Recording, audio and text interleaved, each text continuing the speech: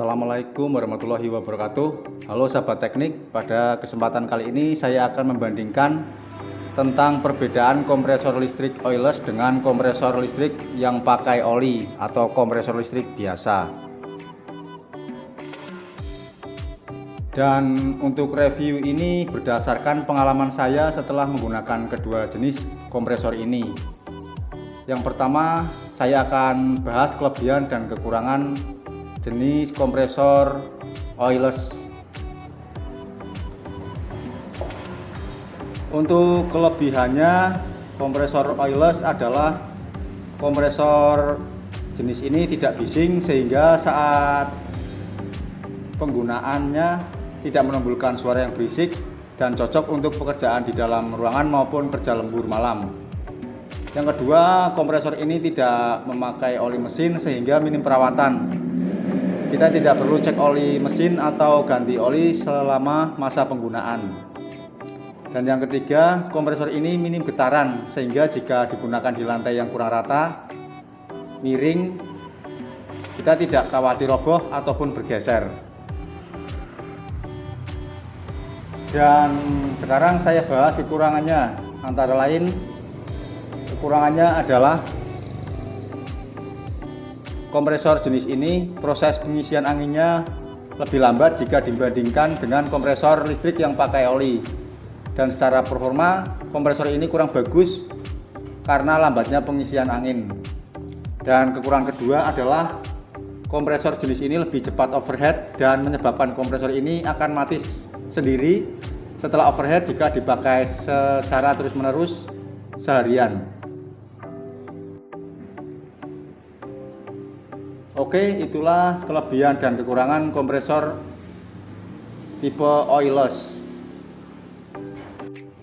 Sekarang gantian saya akan bahas kelebihan dan kekurangan kompresor tipe yang pakai oli atau istilahnya kompresor listrik direct driven. Berikut kelebihannya. Untuk kelebihan yang pertama adalah kompresor jenis ini proses pengisian angin lebih cepat sehingga secara performa sangat bagus. Dan yang kedua adalah kompresor jenis ini lebih tahan lama dalam penggunaan meskipun dipakai nonstop selama seharian. Dan untuk kekurangannya, untuk kompresor yang pakai oli adalah pertama, kompresor ini sangat basic saat penggunaan sehingga efek suaranya sangat mengganggu jika untuk pekerjaan lembur malam ataupun dalam ruangan. Yang kedua, kompresor jenis ini masih menggunakan oli sehingga kita harus rajin mengecek oli dan ganti oli dalam jangka waktu tertentu. Dan kekurangan ketiga adalah kompresor jenis ini getarannya kuat sehingga jika digunakan di lantai yang kurang rata maka rawan roboh ataupun bergeser.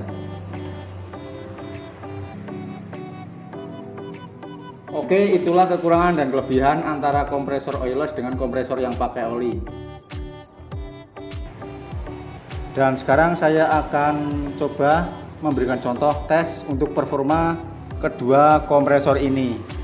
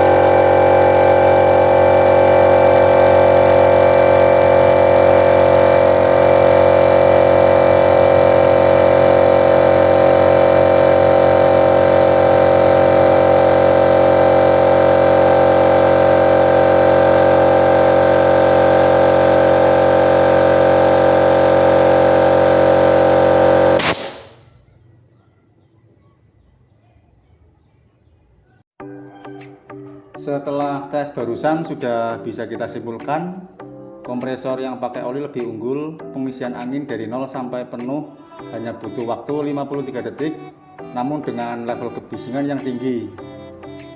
Sedangkan untuk kompresor oilless, pengisian angin dari 0 sampai penuh membutuhkan waktu 1 menit 18 detik, namun dengan tingkat kebisingan yang rendah.